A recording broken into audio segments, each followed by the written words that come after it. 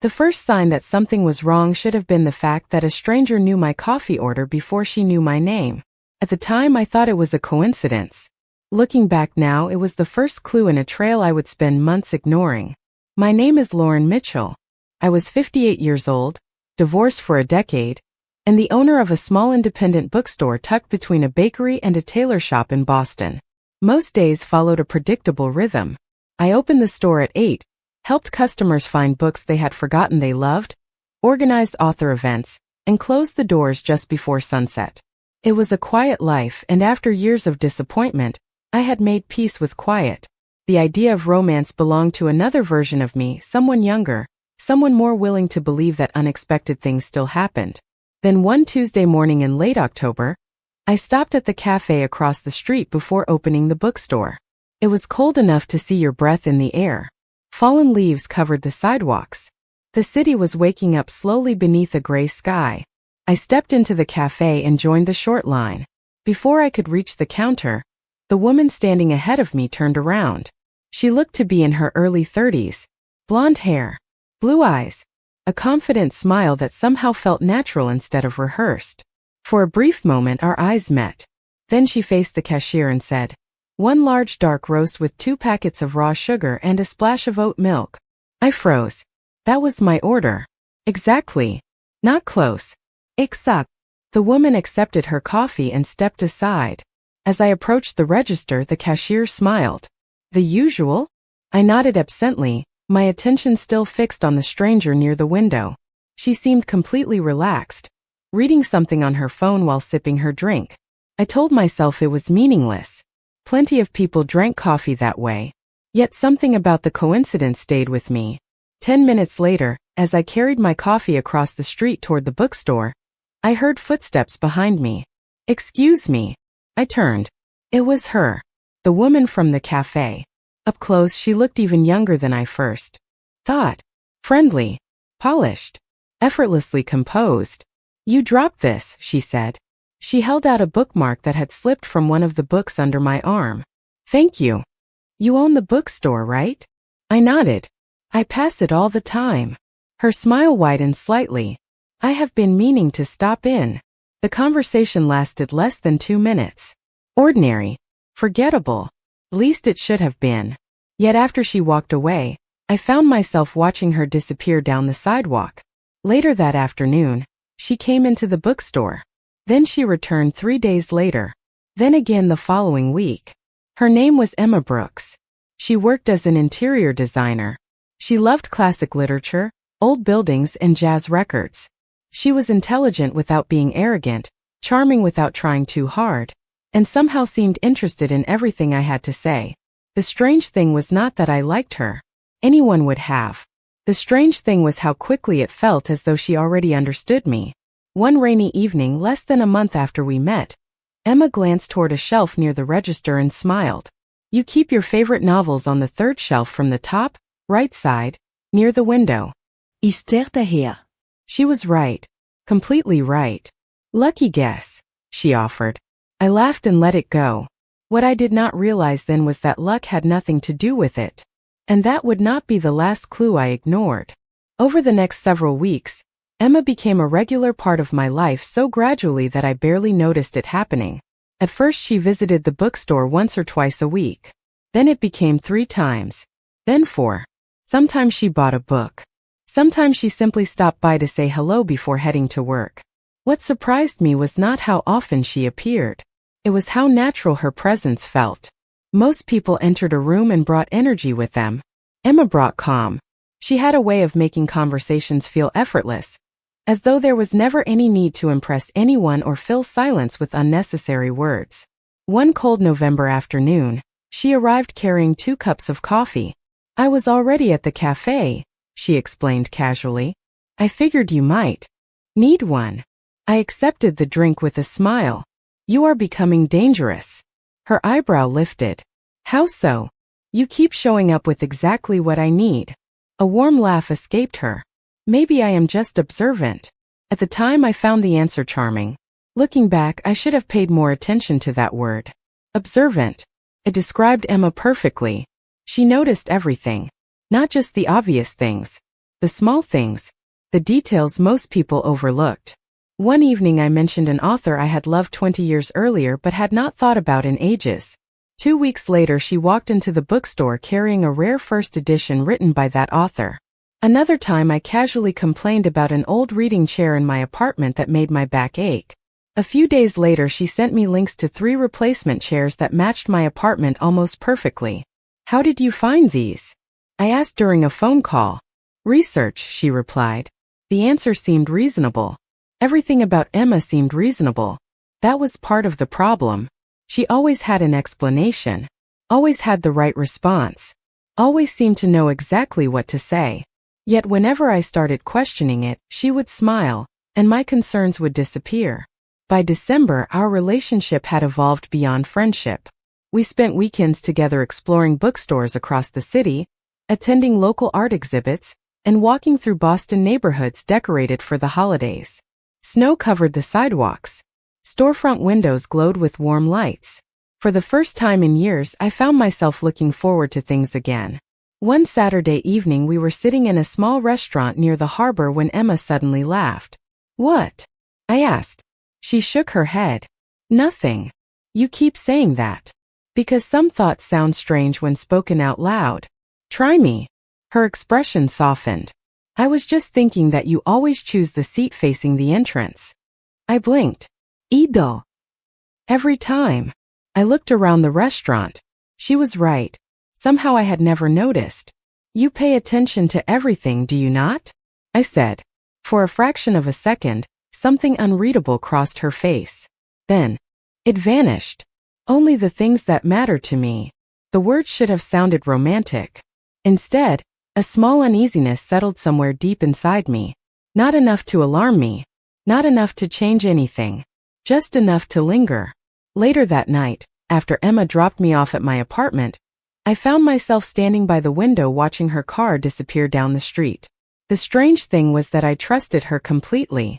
The stranger thing was that part of me was beginning to wonder why she seemed to know me better than I knew myself.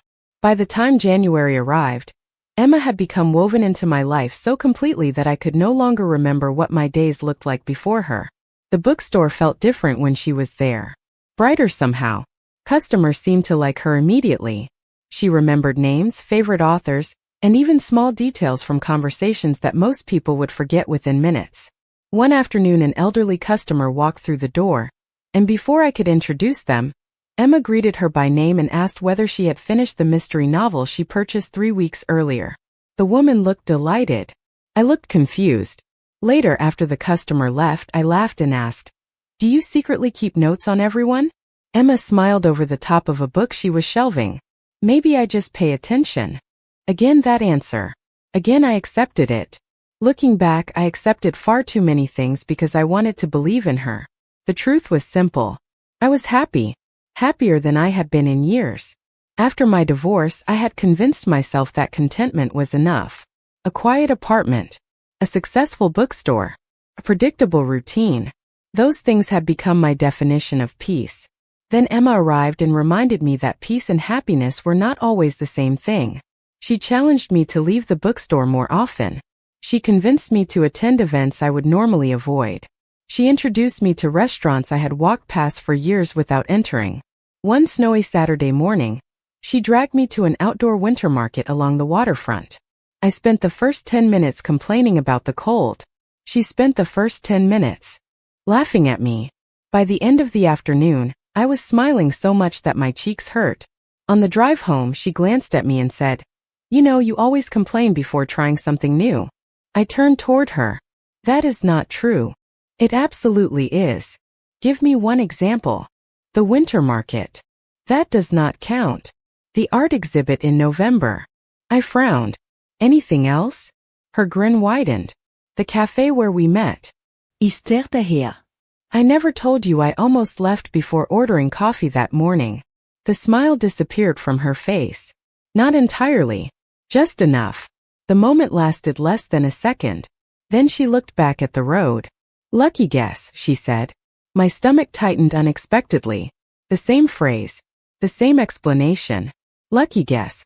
For some reason, this time it did not sound convincing. Neither of us spoke for the rest of the drive.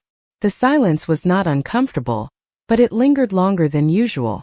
That night after Emma left, I found myself replaying the conversation. I told myself I was overthinking it. People make assumptions all the time.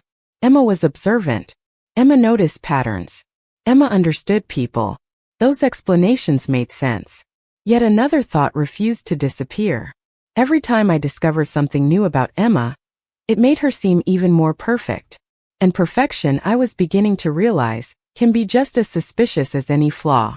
A week later, I was closing the bookstore when a customer handed me a misplaced photograph she had found tucked inside a used novel near the back shelves. "I think someone dropped this," she said. I thanked her absent-mindedly and looked down at the picture. The moment I saw it, my breath caught. It was a photograph of me. Not recent. Not old. Taken months before I ever met Emma. And whoever had taken it clearly knew exactly where to find me. For several seconds I could not move. The photograph rested in my hand while the customer continued talking about something else entirely, but I barely heard a word she said. My attention remained fixed on the image. It showed me leaving the bookstore carrying a stack of boxes. Judging by the coat I was wearing and the decorations visible in a nearby shop window, it had been taken sometime during the previous spring. Months before I met Emma.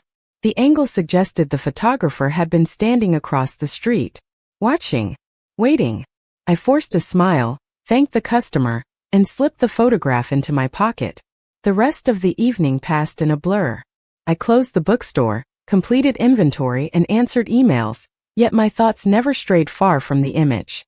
By the time I arrived home, I had convinced myself there was probably a reasonable explanation. Maybe someone had taken photographs of local businesses for a community project. Maybe it had been part of a tourism campaign. Maybe I was letting my imagination run wild. Unfortunately, none of those explanations survived more than a few minutes. The photograph felt personal, deliberate, did not look accidental. I placed it on my kitchen table and stared at it while making tea. The longer I looked, the more unsettled I became. Around 8 o'clock my phone buzzed. "Emma, hope your day went well." I smiled automatically before remembering the photograph. That reaction alone frustrated me. Even now, after finding something undeniably strange, part of me still felt relieved whenever her name appeared on my screen. I hesitated before replying. A few seconds later another message arrived. "You forgot your umbrella this morning. It is supposed to rain tonight." My stomach tightened. I had forgotten my umbrella. I had not mentioned it to anyone. For a moment I simply stared at the message. Then I typed back. "How did you know I forgot it?" 3 dots appeared immediately, then disappeared, then returned. Finally her response arrived. Lucky guess. There it was again. The same phrase. The same explanation. Suddenly it felt less charming and more rehearsed. The following afternoon Emma stopped by the bookstore as usual. She carried coffee and one of her familiar smiles. Normally the sight of her would have brightened my mood. This time I found myself studying her instead. Watching the way she moved through the store. The way she noticed everything. The way she seemed to know exactly where every book belonged despite never working there. At one point she picked up a novel from a display table and returned it to the correct shelf without checking the inventory system. "How did you know where that went?" I asked. She paused briefly. "I have spent a lot of time here." The answer was true, yet somehow it felt incomplete. Later that evening after she left, I took the photograph out once more. As I turned it over, something caught my eye. Faint writing in one corner. Small enough that I nearly missed it. My pulse quickened. I moved closer to the lamp and squinted at the faded ink. It was a date. 6 months before the day Emma first walked into the cafe. And beneath the date was a single word written in neat handwriting that looked strangely familiar. Waiting. The moment I read it, a cold feeling settled in the pit of my stomach. Because for the first time, I began to wonder whether meeting Emma had truly been a coincidence at all. For the next 3 days, I told no one about the photograph. Not Emma. Not my employees. Not even my closest friend. Part of me feared that speaking it aloud would make the situation feel more real. Another part feared the opposite. That someone would laugh and point out an explanation I had somehow missed. Yet every time I looked at the picture, The same uneasy feeling returned. The date. The word waiting. The fact that it had been taken months before Emma officially entered my life. None of it fit comfortably into coincidence. By Friday evening, curiosity finally overcame hesitation. After closing the bookstore, I locked the front door, turned off the front lights, and carried the photograph upstairs to my apartment. I placed it on the dining table beside my laptop and began examining it more carefully. The image itself revealed little. However, something caught my attention near the lower corner. A faint reflection in a parked car window. At first it looked like nothing more than a blur. I enlarged the photograph, then enlarged it again. My pulse quickened. A figure stood partially hidden behind a newspaper stand across the street. The image was too grainy to identify a face, but the outline was unmistakably female. Blonde hair. Similar height. Similar build. I sat back in my chair. The room suddenly felt colder. Rationally, I knew it proved nothing. Boston contained thousands of blonde women. Yet I could not shake the feeling forming in my chest. The following morning, Emma arrived at the bookstore carrying pastries. Her smile appeared exactly as it always did. Warm, genuine, comfortable. For a moment I almost hated how much relief I felt seeing her. "You look tired," she said immediately. "Busy week." Her eyes studied me carefully. "Something is bothering you." I forced a small laugh. "You always say that." "Because I am usually right." The answer should have amused me. Instead, I found myself wondering how often she had been right because she already knew the answer. We spent most of the afternoon together helping prepare the bookstore for an upcoming author event. At one point, Emma volunteered to organize a storage closet near the back office. While she worked, I helped customers near the register. An hour later, she called my name. "Lauren, where do you keep the old event records?" I froze. The question itself was harmless. The problem was that I had never shown her those records. They were stored in a locked filing cabinet inside a room she had never entered before. Yet somehow she was standing directly beside the correct cabinet. "How did you know those were there?" I asked. Emma looked surprised. I guessed. There it was again. The answer arrived so quickly that it felt automatic. A reflex rather than a response. That evening after she left, I returned to the storage area. Something felt wrong. Not dramatically wrong. Just different. I opened the filing cabinet. Everything appeared normal until I noticed a folder near the back that I did not recognize. The label contained no title, no date, nothing except a small black dot. My heart began pounding. Slowly I opened it. Inside were several printed pages. The first page contained a list. My favorite books. My preferred coffee order. My work schedule. Places I visited regularly. I stopped breathing for a moment. Then I turned the page. And suddenly I realized the photograph had only been the beginning. My hands trembled as I turned the second page. Then the third. Then the fourth. Every page contained information about me. Not private records. Not anything illegal. But details. Endless details. Favorite authors. Weekly routines. The cafe I visited most often. The route I walked home when the weather was nice. Even small observations I barely remembered making myself. One note read, "She always pauses in front of the history section before opening the store." Another said, "She smiles differently when recommending books she truly loves." I sank into the chair behind the filing cabinet and stared at the folder in disbelief. Whoever created this had spent months paying attention to me. Not casually. Intentionally. Carefully. Methodically. The realization should have made me angry. Instead, I felt something more complicated. Confusion. Because the notes were not cruel. They were not threatening. If anything, they read like the observations of someone trying to understand a person they admired. That thought unsettled me even more. Near the back of the folder, I found several printed photographs. Some showed me unlocking the bookstore in the morning. Others captured me carrying coffee, arranging displays, or reading alone during quiet afternoons. The date stretched across 6 months. 6 entire months before Emma first introduced herself. I closed my eyes. Every strange coincidence suddenly rushed back into my mind. The coffee order. The favorite books. The reading chair. The umbrella. The way she always seemed to know exactly what I needed before I said a word. None of it had been luck. None of it had been coincidence. It had all started long before we officially met. My phone vibrated in my pocket, nearly making me jump. Emma. I stared at her name on the screen. A simple message appeared. Thinking about you. Hope your evening is going well. Under normal circumstances, the message would have made me smile. Tonight it felt different. I typed a response. Then deleted it. Typed another. Deleted that too. Eventually I locked the screen without replying. For the first time since meeting Emma, I did not know what to say. The next day was Saturday. The bookstore opened at 9. Emma usually stopped by around 11. All morning I found myself watching the door. Not because I was excited to see her.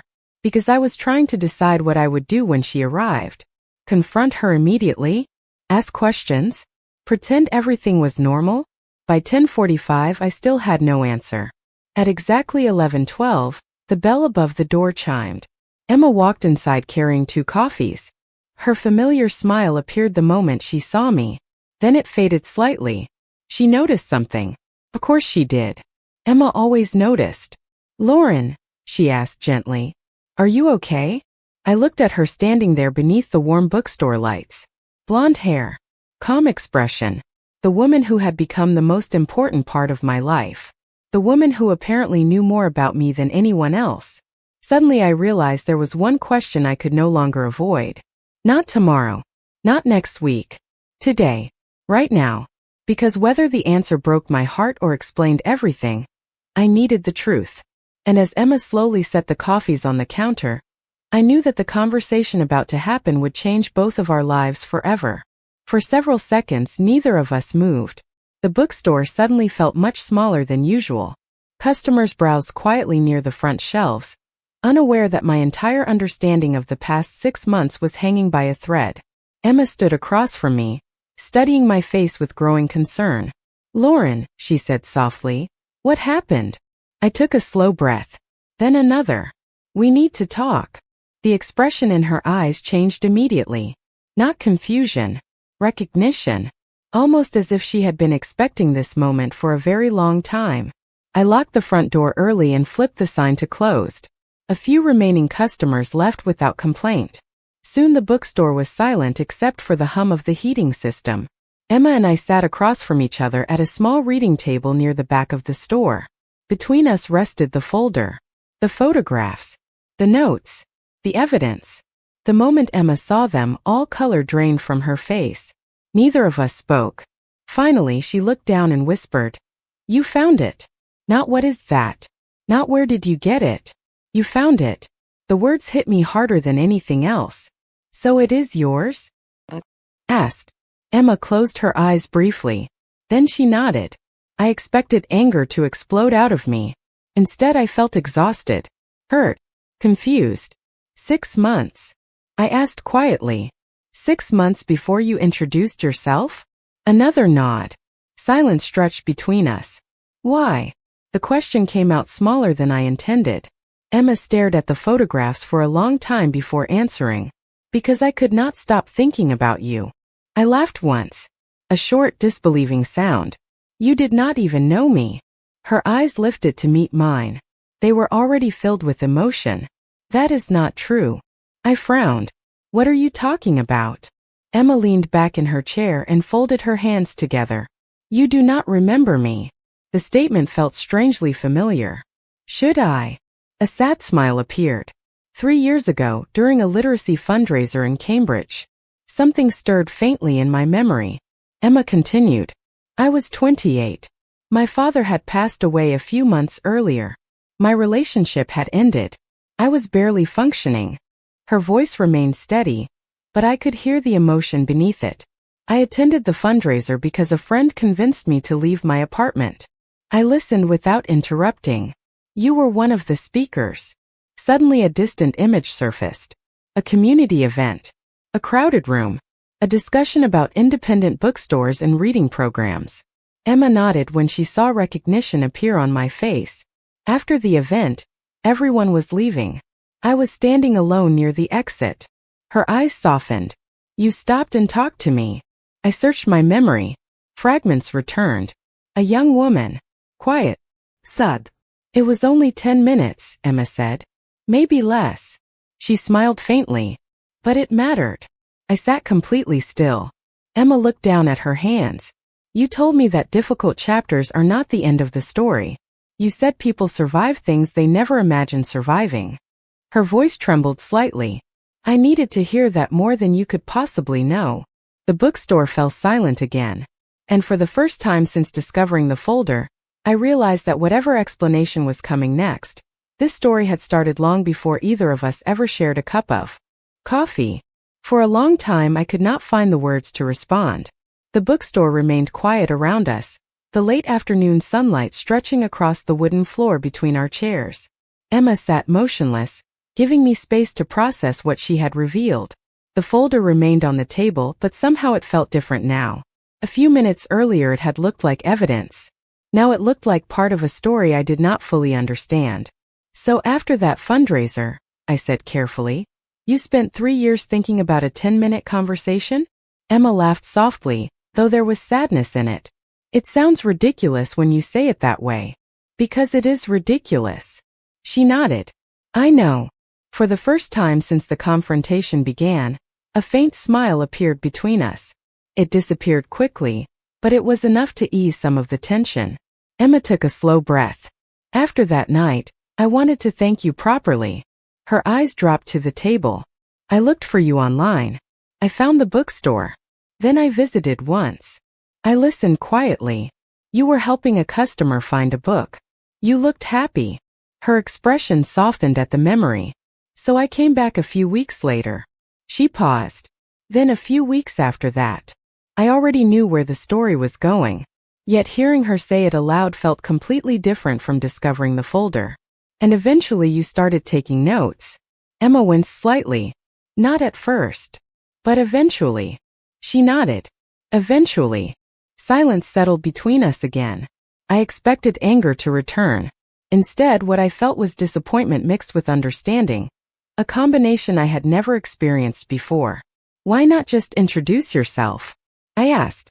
Emma looked genuinely embarrassed. Because every time I planned to, I convinced myself it was a terrible idea. You followed me for 6 months, but introducing yourself felt like the terrible idea?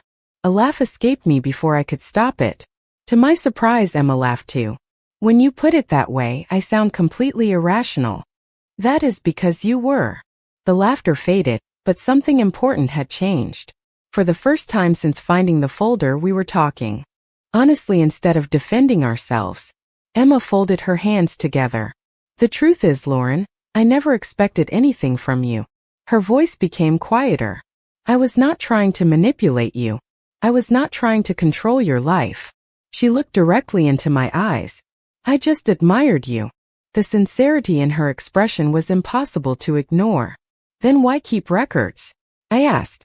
Emma hesitated. Because after losing so much in my life, you became a symbol of something good. I frowned slightly. She continued. Every time I saw you helping someone, recommending books, encouraging people, you reminded me that kindness still existed. Her eyes glistened. I know it sounds unhealthy. Maybe it was. But it helped me through a very difficult period. I looked down at the folder. Suddenly the notes no longer felt sinister. They felt lonely. Deeply lonely. That did not excuse them. But it changed how I saw them. Emma leaned forward slightly. Then one day I realized something. What? A small smile appeared. I had spent so much time watching your life that I forgot to build my own. The honesty of the admission caught me off guard. She shook her head. That is when I finally decided to walk into the cafe. I remembered that morning. The coffee order. The smile. The beginning of everything. Emma's expression softened.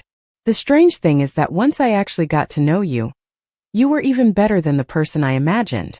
As those words settled between us, I realized the biggest surprise of all. The woman sitting across from me was not perfect. She never had been. She was flawed, awkward, emotional, and deeply human. And somehow that truth mattered more than any secret she had been hiding. Neither of us spoke for several moments. Outside the bookstore, evening had settled over Boston.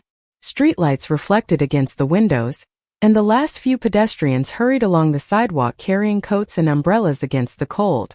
Inside, everything felt suspended between the life we had before this conversation and whatever came next. I looked at Emma sitting across from me and realized that the question I had been asking myself for days was no longer the right one. The question was not whether she had spent 6 months watching my life. I already knew the answer to that. The question was what I believed about the woman sitting in front of me now. Was she the folder? The photographs? The notes? Or was she the person who brought coffee on difficult mornings, encouraged me to take chances, and somehow made a 58-year-old woman excited about the future again? The truth, I suspected, was that she was all of those things. Human beings rarely fit into simple categories. Emma finally broke the silence. I know I hurt you. Her voice was barely above a whisper. If you never want to see me again, I will understand. I studied her face carefully. For the first time since we met, there was no carefully constructed confidence. No perfect answers. No effortless charm. Just honesty. Raw and uncomfortable honesty. Strangely, it made her seem more real than ever before. I looked down at the folder one last time before closing it. The sound echoed softly through the bookstore. Emma watched me but said nothing. You know what the strangest part is? I asked. What? I spent weeks thinking you were too perfect. A faint smile touched her lips. And now? I laughed quietly. Now I know better. The tension between us eased slightly. Not completely. Some wounds need time. Some questions deserve patience. But something important had shifted. Understanding had finally entered the room. I stood and walked toward the front windows. Snow had begun falling outside, drifting gently through the glow of the streetlights. After a moment, I heard Emma stand behind me. Neither of us spoke. We simply watched the snow. Finally, I turned toward her. 3 years ago, you remembered something I said.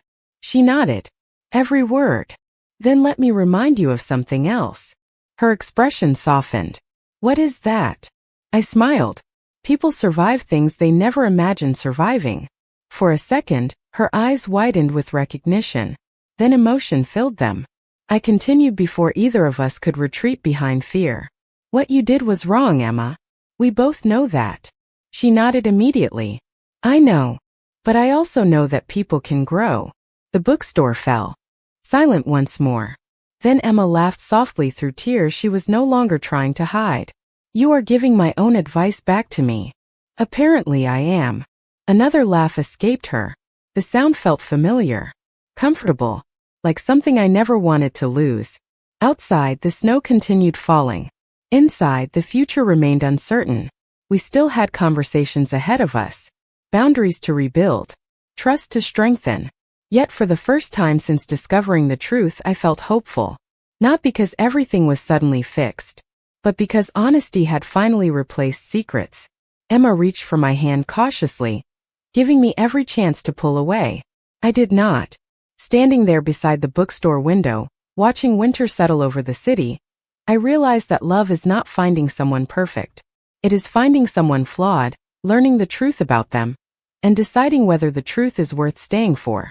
And as Emma's hand remained in mine, I knew my answer.